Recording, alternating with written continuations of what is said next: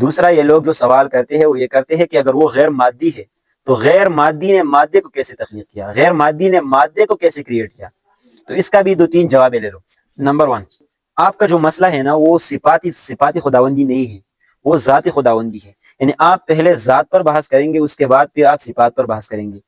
جو یہ تخلیق کرنے کا صفت ہے یہ خدا کا صفت ہے، یہ ذات نہیں ہے، صفت ہے۔ جب آپ ذات سے ہی منکر ہو تو صفات پر بات کرنے کا کیا فائدہ؟ آپ پہلے ہمارے ساتھ خدا کی ذات کو تسلیم کریں گے، خدا کی ذات کو مان لیں گے، پھر اس کے بعد جو ہے نا صفات کو تسلیم کریں گے۔ اور ایک مرتبہ جب آپ نے ونس ذات کو مان لیا، خدا کے ذات کو تسلیم کیا کہ بھائی صاحب خدا کا ذات ہے، تو اس کا مطلب یہ ہے کہ آپ صرف خدا کی ذات کو تسلیم نہیں کرو گے، خدا کی ذات کو تمام صفات کے ساتھ تسلیم کرو گے۔ اور جب آپ نے خدا کی ذات کو تمام صفات کے ساتھ تسلیم کیا تو خدا کی ذات جو صفات ہے اس میں قدرت بھی ہے، ٹھیک ہے، اومنیپوٹینسی بھی ہے، قادر مطلق ہونا بھی ہے۔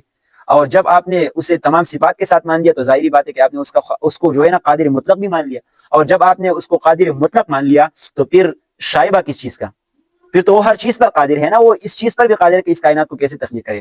دوسرا جواب یہ ہے کہ آپ جو یہ کیسے کا سوال کرتے ہیں نا، کیسے کا، کہ خدا نے اس کائنات کو کیسے بنایا، تو یہ کیسے کا جواب جو ہے نا یہ مذہب سے مت پوچھو، یہ سائنس سے پوچھو، یہ آپ کا جو ہے نا ڈومین ہے، یہ مذہب کا ڈومین نہیں ہے۔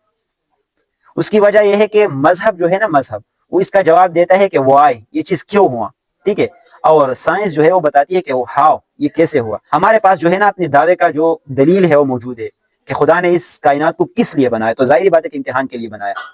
اب آپ کہتے ہیں کہ کیسے بنایا، تو یہ سائنس کی جو ہے نا فیلڈ ہے، ہمارا فیلڈ نہیں ہے۔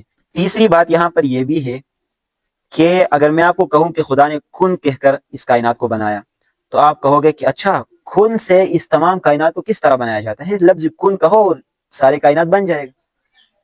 تو دراصل یہاں پر جو آپ اس بات کو نہیں مانتے نا، یہ وجہ یہ ہے کہ آپ خدا کی قدرت کو نہیں مانتے، اور خدا کی قدرت آپ تب مانیں گے جب آپ خدا کی ذات کو تسلیم کریں گے۔ اور جب آپ کو خدا کی ذات پر شک ہے، اس کو آپ تسلیم نہیں کرتے، تو صفات پر آپ کا اعتراض کرنا یہ آپ کا مغالطہ ہے، یہ آپ کے جہل پر دلالت کرتا ہے، یہ آپ کی لا علمی پر دلالت کرتا ہے۔